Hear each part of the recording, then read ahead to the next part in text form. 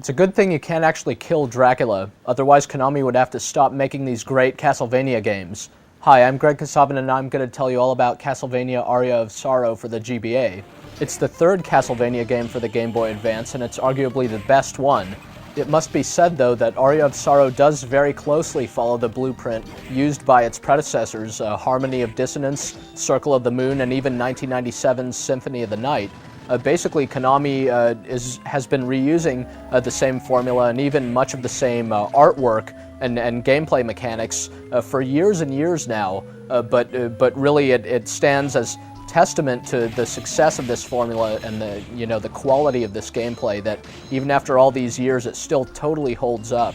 Aria of Sorrow being the latest example of just how much fun these open-ended, side-scrolling, kind of gothic-themed action-adventure games can be. Aria of Sorrow is a lot like its predecessors, but it's much more polished in certain ways. The gameplay is kind of sleeker and more elegant, more refined. It just makes certain nice, subtle changes that make this particular Castlevania game better in a lot of ways than either Harmony of Dissonance or Circle of the Moon. The game looks and sounds better than either of those two games, and it also just has certain nice trimmings to it, like when you save your progress at one of the save points, it's faster than in the previous games, and when you check your inventory or switch to the map screen, that comes up a lot quicker. They're these subtle things that just help make the feel of the game better. The esoteric card system from Circle of the Moon and sort of the limited magic system from Harmony of Dissonance has been replaced here by this sort of soul-stealing system.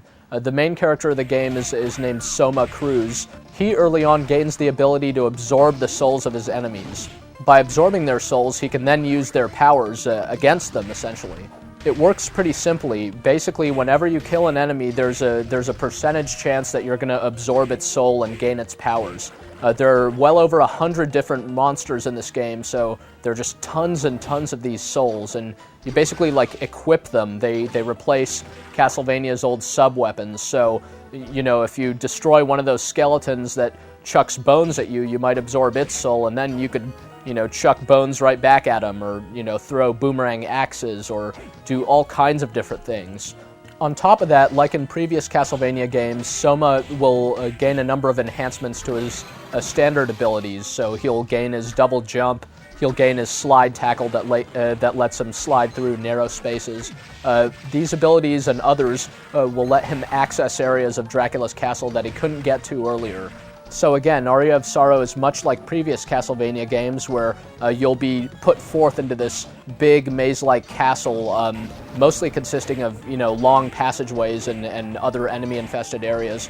And you'll be able to go, seemingly wherever you want, but then you'll come to an impasse of some sort, like a chasm that you can't jump across, something like that, and you'll need to come back to it once you have the right powers, and then you'll be able to cross it and, fight the tough boss that's behind it and so forth. There are lots of cool enemies in this game. A number of the bosses are very big and very tough and look great. There's some very nice scenery in the backgrounds. The level design can be a little bit boring. Again, they're mostly just long hallways and some basic platform jumping.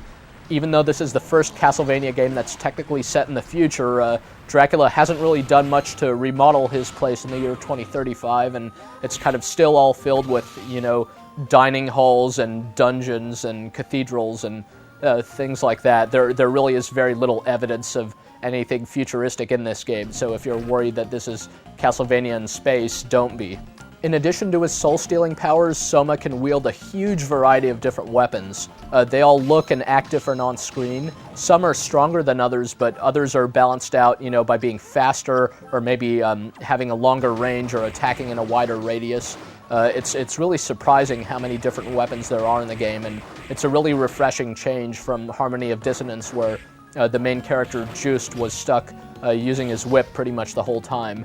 Soma here can wield pretty much everything. He's got, hammers and a ton of different swords, daggers, and all kinds of very interesting stuff.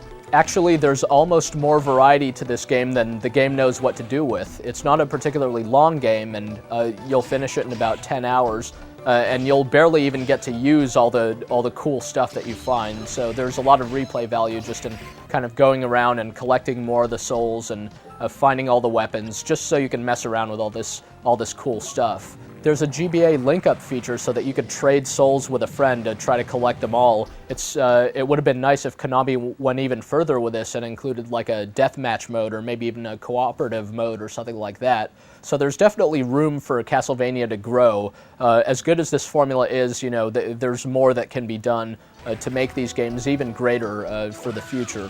But for what it is, Castlevania Aria of Sorrow is just an excellent game. It's very much recommendable to any Castlevania fan.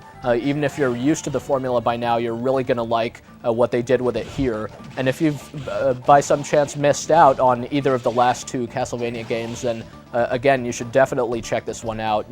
Just on its own strengths, it's one of the better GBA action games around. It's right up there with last year's Metroid Fusion, for example, and just really represents that 2D gaming is alive and well and just still as fun as it ever was. I suppose the argument could be made that Konami is just kind of regurgitating its successes and just recycling the same gameplay, but when you sit down and play Aria of Sorrow, you'll see that the gameplay is noticeably different. They did do more with it. They recycled all the best elements, while adding some interesting new ones. This definitely, plays differently, though similarly to previous Castlevania games. And this series is a classic with good reason. And Aria of Sorrow proves that Castlevania is in as good a form as it's ever been.